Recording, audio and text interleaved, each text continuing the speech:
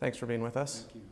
So you gave a speech today summarizing some of the work you've been doing over the last 6 months rolling out an economic policy program. And part of this has been describing an anti-poverty agenda. I know you've worked with scholars at the American Enterprise Institute as you've developed this program, including AEI President Arthur Brooks, who said something pretty striking recently. He said, "The biggest reason that people, particularly people who are poor, think that Republicans don't care about people like them is because they talk as if they don't." And I'm curious if that strikes a chord with you. Do you think that Republicans suffer from, you've talked about this in terms of your family's experience, but as you listen to other Republicans talk about this, do you think there's something of a credibility deficit there? Well, I think there's two fundamental problems. First, you have to talk about people. The purpose of policies is to talk about the people. Those policies would help. I think there's another reason, of course, is the Democrats have invested a lot of time in telling struggling Americans that Republicans or anyone who doesn't agree with their agenda doesn't care about people that are struggling. But the fundamental challenge we have in this country is a growing number of Americans who no longer feel as if hard work and perseverance and your own talents are enough to get ahead, that somehow the American dream has slipped away from them. So I think all Americans in public service need to do a better job of addressing the challenges that struggling Americans face. I think as a Republican, in particular, we need to improve because our policies are so much better for people that are struggling than the policies the left is offering. How do you do that? How do you improve how you talk about this? Well, it's not just improving how you talk about it, you have to have answers for them, but it begins by outlining the challenges that real people are facing. One of the reasons why people feel so alienated from the American political process is in the rhetoric and in the fights that we have here in Washington. No one's ever talking about them and the challenges they're going through, and so they rightfully conclude that no one here understands what they're going through, cares about what they're going through, or has any answers for it. And so I always try to, when I discuss these issues, first outline who it is we're trying to help and what kind of life they're going through, describe the challenges that they face, and then propose the solutions that would help them, and in some instances, contrast them to what we're doing now or to what others are proposing, neither of which are working. You've talked about your experience, particularly I think in the context of immigration reform, that you learned the political dynamic right now doesn't favor big fixes to complicated problems, just legislatively.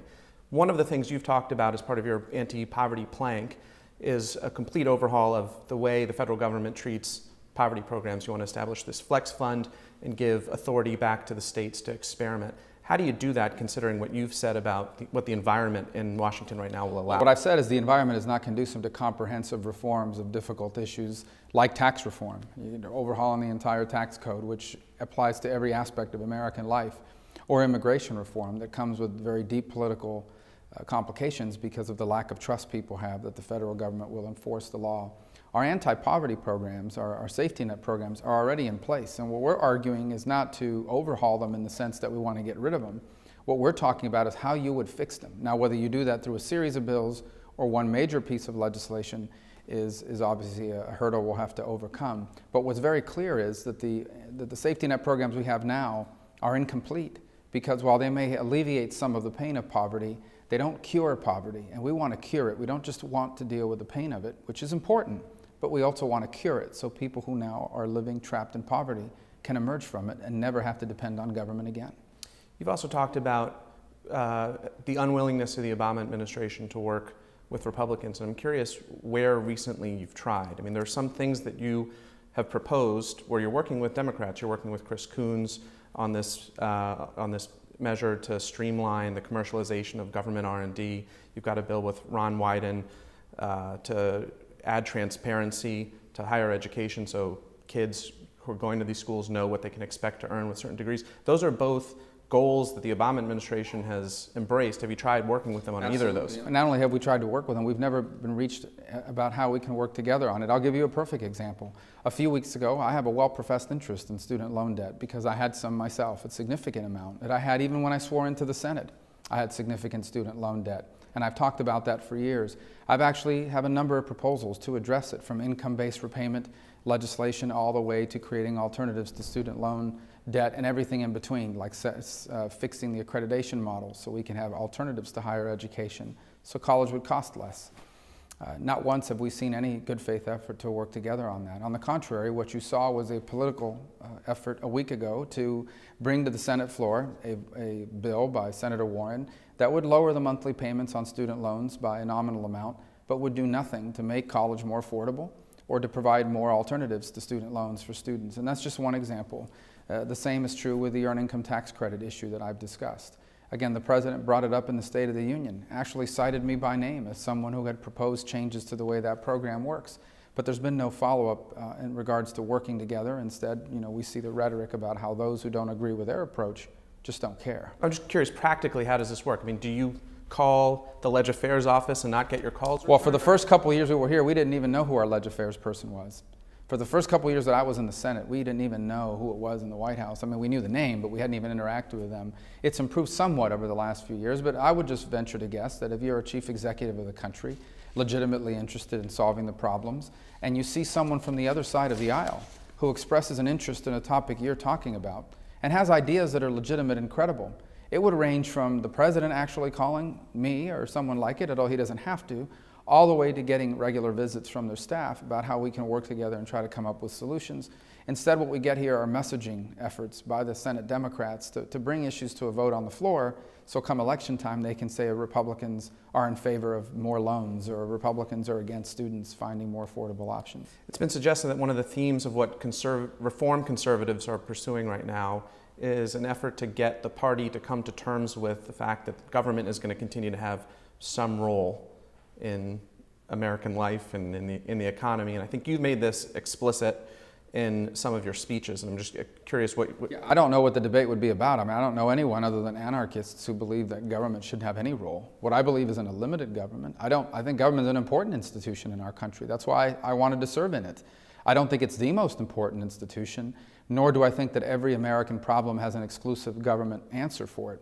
And oftentimes, even with the best of intentions, engaging government beyond its proper role is extremely counterproductive. So when we talk about a reform agenda is about doing two things: placing government in its proper role, but also within its proper role, ensuring that government and its programs work as best as possible. Well, let's talk about one of those programs. You're on record opposing the reauthorization of the Export-Import Bank. I'm curious what you would say to defenders of the bank that say, if we just dismantle this thing, we are unilaterally disarming for American job creators that need to compete with competitors that enjoy similar subsidies from agencies like their country's version of this bank. A better way to help American companies compete against competitors abroad is to remove the series and myriad of obstacles they face in America, whether it's union rules in some states or massive amounts of regulations that are imposed upon them, one of the most expensive combined corporate tax rates on the planet. On issue after issue, those are the real impediments that stand in the way of these companies being able to compete. If we use the alternative argument, we would have to subsidize every industry in America in order for it to be globally competitive, and that's not a recipe for success. I believe in the ability of the American innovator and of the American investor to outcompete any competitor on the planet, given an equal playing field on regulations and taxes. Some people would say, Boeing's going to be fine. They've got access to private capital. There are a lot of smaller manufacturers that can't go to their local bank and get $1 million loan to finance exports because all of these sort of exotic risks that get involved. Is there a compromise that you'd be willing to agree to that would limit the mandate of the bank to just work with those folks? I'm interested in terms of that limited demographic that you've outlined. Perhaps there's something that we can discuss further, but I'm generally very pessimistic about the role that government should be playing in terms of providing loan instruments to industries. And to repeat, the vast majority of what we're talking about here are these massive expenditure by multinational companies now at this point in a global economy, many of whom have chosen to move production abroad because of the mandates that we've placed upon them in this country with an onerous corporate tax regime and very onerous regulations.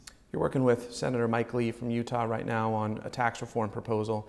You've said one of the things you're going to be looking to do with this plan is zero out some corporate welfare breaks that are in the current code, and I'm curious if you could preview any of those for us. Well, the problem, of course, is I'm working with another senator on it, and since we haven't reached a final agreement on that, I wouldn't want to preview it here without him present. Suffice it to say that what we want is a tax code that is fair and uniform for all, and I think most companies would be willing to get rid of a series of exemptions that now exist for them in exchange for a lower tax rate. The one that I think would be extremely helpful for all companies, especially for smaller firms, is the ability to immediately expense the investments they make back into their company, allow them to expand those operations and hire more people. This is particularly troublesome for smaller and mid-sized companies because they don't have the life expected, they don't have the ability to absorb those costs over a longer period of time. They may not even be in business by the time some of that is realized. So the most important thing that we can do for small and mid-sized companies that puts them at a competitive disadvantage with our tax code is to provide a stable corporate tax rate that is low and predictable and competitive from a global perspective, so that it's not more expensive to make money in America versus some other location. The contrast to that, of course, would be this large number of companies. We're seeing it increasingly, for example, in the pharmaceutical field, that are looking for ways to move their operations abroad to avoid the tax rates that America now imposes on their activities. I'm curious how closely you guys have studied the proposal that Ways and Means Chairman Dave Camp put out earlier this year, and in particular, there were a couple provisions of his proposal that generated some heat from Wall Street. He would have imposed a too big to fail tax on huge financial institutions that would generate something like $86 billion over the next decade. And he also zeroed out the break for the capital gains treatment of carried interest for investment managers. Well, we've looked at the proposal. Certainly it's generated a tremendous amount of controversy, and not just from Wall Street, but just about from anyone who feels like there's something in the tax code that they find as a security blanket. That's an example you asked earlier about these big comprehensive pieces. I think on some items, for example, on higher education and so forth, there is some ability to move forward. On things like the tax code or even on immigration, given the current political climate and the multiple number of stakeholders that participate in these debates, the better approach would be to pick a handful of things that we think we can achieve and begin to build momentum towards a overall goal of tax reform. And that's why we focused on things like a pro-family tax code that increases the per-child tax credit, bringing the top marginal rate down to 35%, but also lowering it to only two categories so that everyone has a predictable tax code they can operate off of. Certainly looking at ways and examining ways to bring the corporate tax rate down to a globally competitive rate. These are the sorts of reforms that I think would find consensus and avoid some of these other debates that are now occurring that I think are going to take much longer to work through. There was a Tax Policy Center study of the earlier version of a tax reform proposal that Mike Lee put out that said it's going to add $2.4 trillion to the deficit over the next decade. How is what you're working on with him right now relate to that? Well, there's elements of it in there. I don't necessarily agree with that assessment, primarily because many of the people who now assess tax plans do so on a static model. They don't look at the dynamic implications of what it would do. And yet we know that certain taxes in particular, when they are reduced, generate an extreme amount of revenue that actually lead to growth in revenues. So if you have a tax code that gets more people to work that are not currently working, you're now creating new taxpayers. That's not accounted for in a static model. If suddenly businesses are investing money here as opposed to taking it abroad, that's creating economic activity that leads to more revenue. So I've always argued the way you generate more revenue is not through more taxes, it's through by creating more taxpayers. And we can do that by lowering the tax burden and making America globally competitive on both the business side but also on the personal side. And many of these proposals that are now out there are not scored dynamically in that way, and that's not an honest way to assess tax reform proposals. You've mostly downplayed this internal fight in the party between the Tea Party and the establishment. You stayed out of the Mississippi primary that was decided last night. But it strikes me that a lot of the energy for policy, new policy thinking in the party is coming from senators who were elected against the opposition of the establishment in Washington, yourself included, thinking also of Rand Paul, of Mike Lee. What do you make of that? Is this generational? Well, first, I haven't gotten involved in any primaries, not just the one in Mississippi, but except for one primary, which we made an exception because the candidate was so extraordinary. And Joni Ernst, which I think is truly right up there with Tom Cotton and Cory Gardner in Colorado as the cream of the crop. We've by and large avoided them for purposes of avoiding the sorts of internal frictions that somehow creates. But by and large, we've just decided not to do primaries. As far as where the energy is coming from, I think people that have served here for a while can have good ideas too. But certainly when someone runs for office against difficult odds, you better know why you're running, and you better feel passionate about why you're running. That's certainly why I ran. I didn't run because I thought I could win, although I certainly hoped I could. I ran because I believe that the 21st century can be better than the 20th. I don't think that's the path we're on now. And I believe the only way we're going to get on that path is to come up with new ideas that apply our principles of limited government and free enterprise to 21st century challenges and opportunities. John McCain said this morning that the crisis on the border, where we've got all these unaccompanied minors just showing up because they've got an expectation they'll be given asylum, adds urgency to the need for passing a comprehensive immigration reform package. What's your view of that? Well, certainly I think we need to have an immigration reform in this country, beginning with having a merit-based system of immigration, moving away from our current system that's largely family-based. I certainly think we need to improve the way we enforce our laws. As a sovereign country, we have a right to enforce it. And we can't ignore and must deal with the fundamental fact that we have 12 million human beings living in this country illegally. All three things have to be dealt with. I think the issue that's happening with the border now and unaccompanied minors who are coming is unrelated to that. I think that issue has to do with two things: an extreme amount of poverty and violence in Honduras, El Salvador, and Guatemala, and in some instances, the misconception that if they come here and they make it as either women with children or unaccompanied minors, that our laws allow them to stay, and that has served as a magnet. And that's existing law now that says that's not true. So I'm not sure how immigration reform would have solved that issue, other than perhaps making it harder to cross the border in the first place. But immigration reform is important, needs to happen. We need to have a modern 21st century immigration reform system. What's happening on the border is a combination of an urban legend that's taken hold and the violence and uncertainty that's happening in Honduras, Guatemala, and El Salvador. Senator, thank you for your time. Thank you.